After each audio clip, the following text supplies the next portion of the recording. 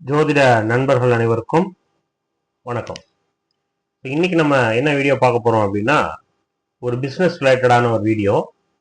So ஒருவர் business start பண்ணணும்னா என்னென்ன விதிகள் விதிமுறைகள் இருக்கு, அந்த விதிமுறைகள் உண்மையிலேயே இருக்குதா, அப்படி இல்லைனாலும் ஜாதகம் எப்படி சக்சஸ் ஆகக்கூடிய ஜாதகமா இல்லையா? ஏன்னா நம்ம பிசினஸ்க்கு சில விதிமுறைகள் ஜோதிடத்துல சொல்லியிருக்காங்க. ஆனா நம்ம அதையும் தாண்டி சில விஷயங்கள் சொல்றோம். எது 10வது பாவகாதிபதி, லக்னாதிபதி அண்ட் சூரியன், இந்த மூணும் பலமா இருந்ததுன்னா ஒருவர் தொழில் செய்யலாம் அப்படிங்கிற விதிதான் ஜோதிடத்தில் ஜெனரலா எல்லா விஷயங்களும் எல்லா ஜோதிடர்களும் சொல்றது, மூல நூல்களும் அதான் சொல்லுது. ஆனா இதை தாண்டி இரண்டாவது பாவகம், இரண்டாவது பாவகாதிபதி குரு, இதெல்லாம் பலமா இருந்தாலும் அவர் தொழில் செய்யலாம். ஆனா என்ன, அது 10ஆம் பாவகாதிபதியோட பலவீனமாக இருக்குதா? எஸ், சிறு தொழில் பண்ணுவாரு, குறு தொழில் பண்ணுவாரு, சின்ன குடிசை தொழில் பண்ணுவாரு, ஆக மொத்தம் ஒரு தொழில் பண்றாரு, ஆக மொத்தம் ஏதோ ஒரு வருமானம் வருது அப்படிங்கிற பாயிண்ட் ஆஃப்ல நம்ம எடுத்துக்கணும். இப்ப இன்னைக்கு நம்ம பார்க்க போற வீடியோல பாத்தீங்கன்னா, பாதகாதிபதி திசையில 11வது அதாவது பாதகாதிபதி திசையில தொழில் நல்லா இருக்குது, தசமாதிபதி திசையில தொழில் நஷ்டமாகுது. அப்ப அதுக்கு காரணம் என்ன? வக்ர கிரகம். ஆனா கிரகங்கள் வக்ரமானிச்சுன்னா அதனுடைய காரக பலன்கள் திருச்சி செயல்படும், அல்லது மாறி செயல்படும், அல்லது ரிவர்ஸா வேலை செய்யும் சொல்லுவாங்க.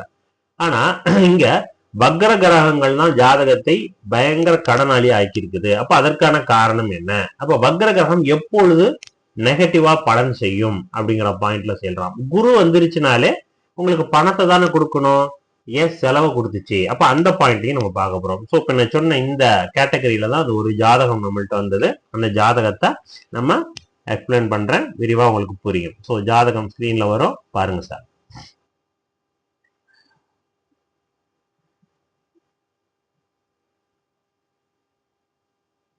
எஸ், இதோ பாருங்க, இதான் சார் உங்களுடைய ஜாதகம். ஸோ ஸ்கிரீன்ல தெரிஞ்சிருக்கும் பாருங்க. துலா லக்னம் அண்ட் சிம்ம ராசி, நட்சத்திரம் மகம் நட்சத்திரம், 1ஆம் பாகம். ஓகேவா? ஜாதகருக்கு சூரிய திசை ரன் ஆயிட்டு முடிஞ்சிட்டு இப்ப சந்திர திசையில ரன் ஆயிட்டு இருக்காங்க. ஜாதகம் துலா லக்னம் சிம்ம ராசி. ஓகே, இப்ப சூரிய திசை பாதகாதிபதியா வருவார்.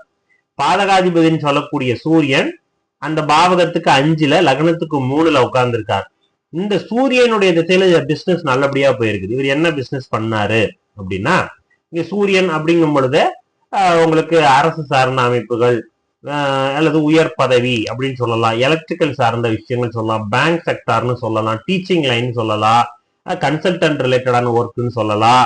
ஸோ வரிசையா சொல்லிட்டு போகலாம். இப்ப இவர் என்ன வேலை செஞ்சாரு அப்படின்னா, ஐ மீன் ஃபிஷிங் ஹார்பர் ரிலேட்டடான ஒரு பிசினஸ், அதாவது மீன்களை எல்லாத்தையும் வாங்கி பதப்படுத்தி பேக்கேஜ் பண்ணி எக்ஸ்போர்ட் பண்ற பிசினஸ் பண்ணாரு.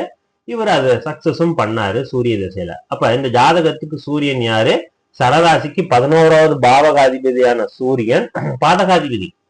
அப்ப சூரியன் அப்படின்னு வரும் பொழுது இப்ப நம்ம சொன்ன விதிகள் வருது பார்த்தீங்களா ஜோதிடத்தில். பிசினஸ் பண்ணுவதற்கு இந்த கிரகம் பலமாக சூரியனுடைய தசாபுத்தியில இவருக்கு நன்மை கொடுத்துருக்குது. சூரியன் வாகன சாரம் பாத்தீங்கன்னா பூராட நட்சத்திரம். ஓகேவா? அப்ப சுக்கிரனுடைய நட்சத்திரத்தில் வாங்கி இங்க பாருங்க, இன்னும் இந்த ஜாதகத்துல இன்னும் நிறைய விஷயங்கள் இருக்கு. இங்க லக்னாதிபதி 4ஆம் இடத்துல சனியோடையும் ராகுவோடையும் கிரகணத்துல நிக்குது. பாத்தீங்களா? சனி 2, சுக்கிரன் 4, ராகு 5. இப்ப சுக்கிரன் என்ன ஆயிட்டார்? லக்னாதிபதி டோட்டலா கிரகணம் ஆயிட்டாரா? அப்ப கிரகணமான இந்த கிரகம் லக்னாதிபதி எப்படி எல்லாம் விதிவிலக்கா இருக்கு. இந்த ஜாதகத்தை நம்ம என்னென்ன எக்ஸ்பிளைன் பண்றோம் பாருங்க. லக்னாதிபதி பலமா நிக்கிறார். ஒருத்தர் பலமா இருந்தா தானே அவர் செயல்படும். என்னால முடியும், அந்த பிசினஸ் எடுத்து செய்வேன் அப்படிங்கிற எண்ணங்கள் வரும். அதனாலதான் லக்னாதிபதி பலமா நிக்கணும். இந்த ஜாதகத்துல லக்னாதிபதி பலமா அப்படின்னா பலம் எப்படி சார் அப்படின்னா, லக்னாதிபதி 4ஆம் இடத்துல திக்பலம் 1, அது சனி ராகுவோட கிரகணமானாலும் திக்பலம் 1. இன்னொன்னு சந்திர அதியோகத்துல நிக்குது. இந்த 2 பாயிண்ட். இன்னொன்னு நான் ஃபர்ஸ்டே என்ன சொல்லுவேன், ஒரு கிரகம் அஸ்தங்கமானாலோ அல்லது கிரகணமானாலோ அந்த வீட்டின் அதிபதி அதே வீட்டுல ஆட்சி உச்சமாக இருந்ததுன்னா அது அஸ்தங்க தோஷம், கிரகண தோஷம் கிடையாது. இப்ப இந்த இடத்துல சனியோட அவரு கெட்டு போய் இருந்தாலும் சனி ஆட்சியா நிற்கிறார். அப்ப சுக்கிரன் நல்ல பலமா வேலை செய்வார், அதனுடைய காரக ஆதிபத்தியை பலமா செய்வார். அப்ப இங்க சனியோட சேர்ந்ததுனாலதான் இங்க சனி அப்படிங்கும் போது இந்த இறைச்சி சார்ந்த அமைப்புகள் வரும். சரியா? அப்ப இங்க ஏன் மீன் சம்பந்தமா வர சூரியன் சந்திரன் சூரியனுடைய வீட்டில் சந்திரன் அமர்ந்து நிற்கிறார். சூரியன் என்ற வீட்டின் அதிபதி நீர் ராசியில் நிக்குது. அப்ப இந்த பாவகத்துக்கு நீர் சார்ந்த அமைப்புகள்ல ஒரு முதன்மையான பதவியில இருக்கிறாரு அப்படின்னு சொல்லிடலாம். இந்த ஜாதகத்துக்கு இந்த ப்ரெடிக்ஷன் பர்ஃபெக்டா பொருந்தும். உயர் இடத்துல நிக்கிறாரு, நீர் சார்ந்த, இல்லைன்னா ஒரு மெரைன் கம்பெனிஸ்ல அல்லது கப்பல்ல ஷிப்ல வேலை செய்யக்கூடிய நபர், ஷிப்ல இருக்கக்கூடிய ஒரு உயர் பதவி அப்படின்னு சொல்லலாம். இப்ப இந்த இடத்துல இவரே ஓனா அந்த பிசினஸ் பண்றாரு. அப்ப இதுவும் அந்த ப்ரெடிக்ஷன்ஸ்க்கு கரெக்டா மேட்ச் ஆகுதுன்னு சொல்லலாம்.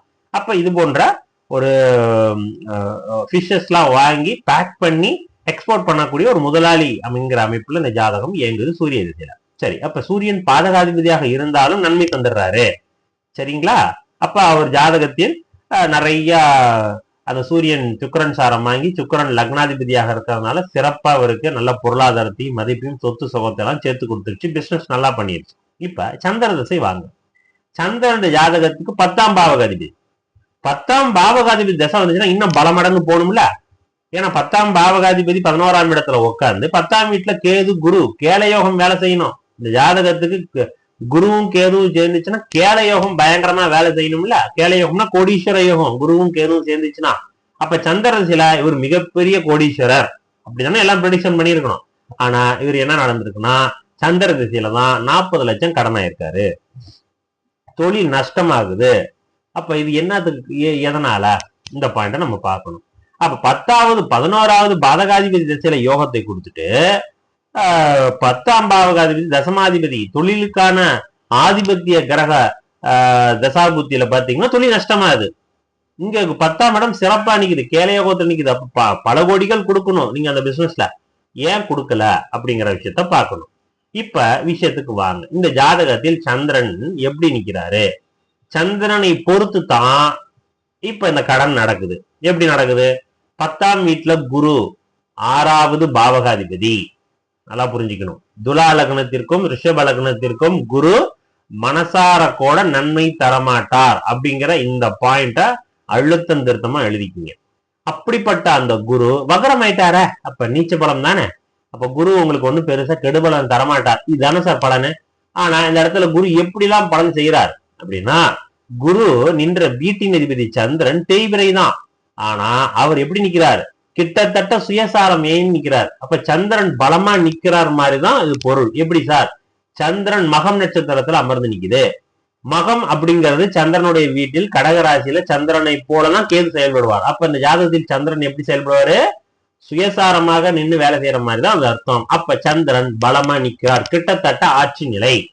அப்ப இப்ப வாங்க, ஒரு கிரகம் நீச்சம் பெற்ற ஒரு கிரகம் நின்ற வீட்டின் அதிபதி ஆட்சி உச்சமா இருந்துச்சுன்னா அது நீச்ச பங்கமா வேலை செய்யுமா?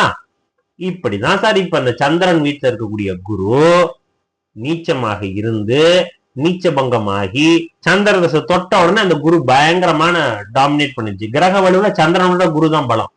அப்ப குரு 6ஆம் இடத்தோடு தொடர்பு பெறும் பொழுது கடன் அதிகமாக கொடுக்குது. தொழில் மூலமாக, தொழிலுக்காக, தொழில் மூலமாக அப்படின்ட்டு 40 லட்சம் குறைவா சொல்றாரு. கிட்டத்தட்ட அதுக்கு அதிகமான கடன்களை கொடுத்ததுக்கான காரணம் இதே குருவும் கேதுவும் சேர்ந்த கேலயோகம் தான் கடனை கொடுக்குது. அப்ப இடத்திற்கு இடம் மாறிக்கிட்டே இருக்குது பலன்கள். சரியா? அப்ப வக்ர கிரகம் எப்போது நெகட்டிவ் தருது? இது மாதிரியான காலகட்டத்தில் நம்ம உடனே எடுத்தோடனே வக்ர கிரகம், பாவ கிரகங்கள் வக்ரம் ஆயிடுச்சுன்னா நன்மை, சுபகிரகம் வக்ரம் ஆயிடுச்சுன்னா கெடுதல் அப்படிங்கிறோம். இப்ப இந்த இடத்துல சுபகிரகம் வக்ரமாய் நிக்குது, இது கெடுதல் தான். எப்படி இந்த ஜாதகத்துல உண்மையிலேயே சுபகிரகம் வக்ரமாயி அப்படியே இருந்துச்சுன்னா நன்மை தான் நடக்கணும், விதிவிலக்கா இருக்கும். நான் சொல்றது நான் கரெக்டா சொல்லிட்டு வரேன், நான் மாறி சொல்லல, பிசிறு மாதிரி பிறழ் பண்ணி பேசல, நானு தவறாக பேசல, கரெக்டா நான் சொல்லிட்டு வரேன். அப்ப இந்த ஜாதகத்தில் குரு வக்ரமாய் நின்றுச்சுன்னா நன்மை. ஆனா அவர் வக்ரமாகி எகெயின் மறுபடியும் திரும்ப அந்த பலத்தை பெறுவதுதான் தவறு. அதற்கு காரணம் சந்திரன் மகம் நட்சத்திரத்தில் அமர்ந்ததுதான் இந்த பலனை கொடுக்குது. அது 10வது பாவகாதிபதியாக இருக்கிறதுனால தொழில நஷ்டத்தை கொடுக்குது, 40 லட்சத்தை செலவு கொடுக்குது அப்படிங்கிற பாயிண்ட் இதுல ஒளிஞ்சு நிக்குது.